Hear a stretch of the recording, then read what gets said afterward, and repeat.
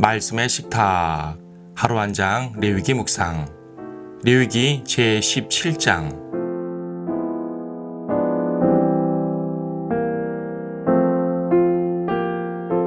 17장 7절 말씀을 보겠습니다.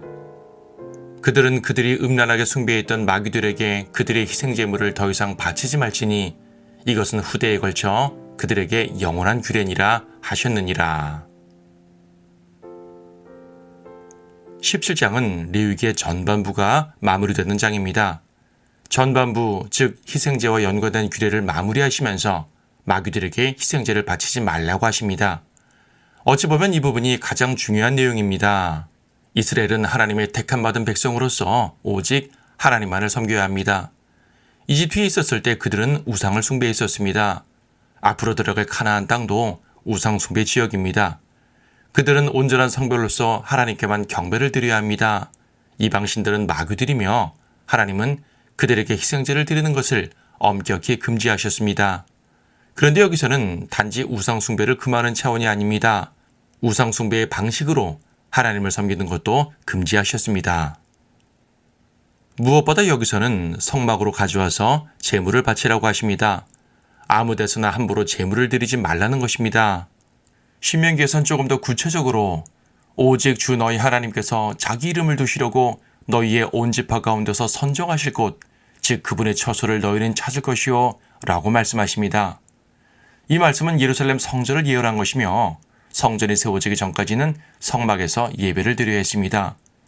물론 신약에서는 구체적인 장소가 중요하지 않습니다. 어디에서도 영과 진리로 예배 드릴 수 있습니다. 하지만 여기서 말하는 것은 이방인들처럼 아무 돌이나 나무나 산이나 제단으로 삼지 말라는 말입니다. 이방인들의 우상제사는 그 자체로 혼탁했습니다. 그들은 아무 데서나 아무렇게 제단을 쌓습니다. 우리나라에서도 오래된 고목에 색색 끈들을 묶어놓기도 하고 등산로마다 돌들을 쌓아놓은 것을 봅니다. 모두가 이방인들의 종교심에서 우러난 일입니다. 하나님께 드리는 경배는 인간적인 종교심과도 구별이 되어야 합니다. 열왕기하 16장에 보면 유다의 악한 왕 중 아하스가 나오는데 그는 아시리아의 신전 제단 양식을 하나님의 성전에 도입했습니다. 우상 제단과 같은 모양으로 제단을 만들어서 거기에 희생제물을 바쳤습니다. 원래 하나님의 제단은 북쪽에 치워버리고 말입니다. 하나님께서는 그 일을 무척이나 싫어하셨습니다. 이와는 다르지만 오늘날 교회들에도 이방적 요소가 적지 않게 들어옵니다. 예배의식이나 절기, 찬송 등에 있어서도 세상적 요소가 쉽게 발견됩니다. 하나님께 드리는 경배는 순수해야 한다는 레위기의 정신이 무엇보다 필요한 때입니다. 또한 이 규례에서 강조하는 것은 피의 중요성입니다. 레위기에서는 피를 먹지 말라는 말씀을 여러 번 하시는데 이것은 제사뿐 아니라 일반 식사에서도 강조되는 부분입니다. 이방인들은 종종 피를 마십니다. 하나님께서는 육식은 허용하셨지만 피만큼은 금지하셨는데 이는 피가 육체의 생명이기 때문입니다. 이처럼 하나님께서는 그분의 백성을 이방인들로부터 여러모로 분리시키십니다. 이 백성은 거룩한 백성이기 때문입니다. 이스라엘은 종교적 규례뿐 아니라 모든 생활 양식에 있어서도 거룩해야 했습니다. 이 부분은 이어지는 18장에서 좀 더 자세히 설명됩니다. 결국 주님이 원하시는 것은 하나님의 백성으로서의 거룩입니다. 이방 신들을 섬기지 말아야 할 것은 물론이요, 모든 삶에서 하나님의 백성임을 기억하고 살아야 하겠습니다. 주님께서 거룩하시니 그분의 백성인 우리 또한 거룩해야 할 것입니다.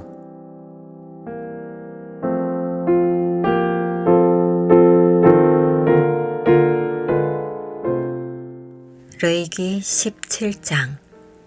주께서 모세에게 일러 말씀하시기를 아론과 그의 아들들과 이스라엘 모든 자손에게 고하여 그들에게 말하라.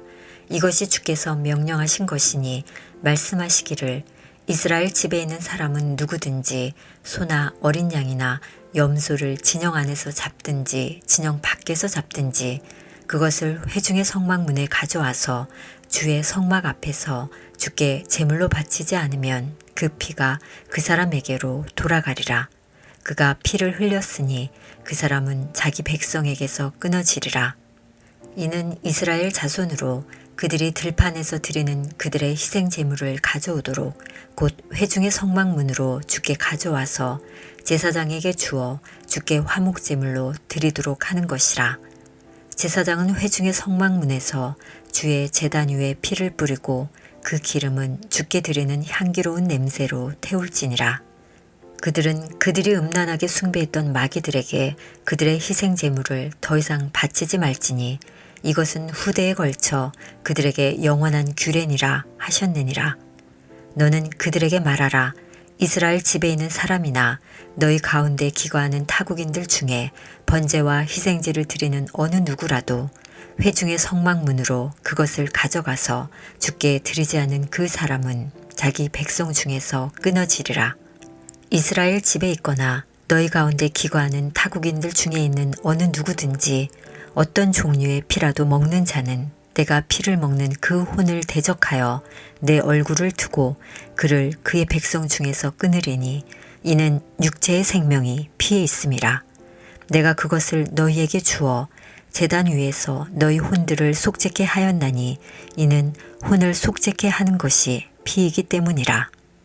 그러므로 내가 이스라엘 자손에게 말하였나니 너희 가운데 아무도 피를 먹지 말며 너희 가운데 기거하는 어떤 타국인도 피를 먹지 말라.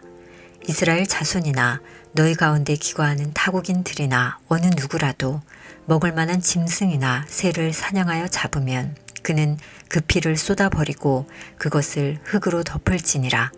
이는 피가 모든 육체의 생명이요 육체의 피는 그 생명을 위해 있기 때문이라. 그러므로 내가 이스라엘 자손에게 말하기를 너희는 어떤 종류의 육체의 피도 먹지 말라 하였도다. 이는 모든 육체의 생명이 피에 있음이니 피를 먹는 자는 끊어지리라. 스스로 죽은 것이나 들짐승들에게 찢겨진 것을 먹는 모든 혼은 너희 본국인이든 타국인이든 간에 자기 옷을 빨고 물로 몸을 씻을 것이니 저녁까지 불결하고 그 후에 깨끗하게 되리라. 그러나 만일 그가 빨지 아니하고 그의 몸을 씻지 아니하면 그는 자기 죄악을 담당하리라 하시니라.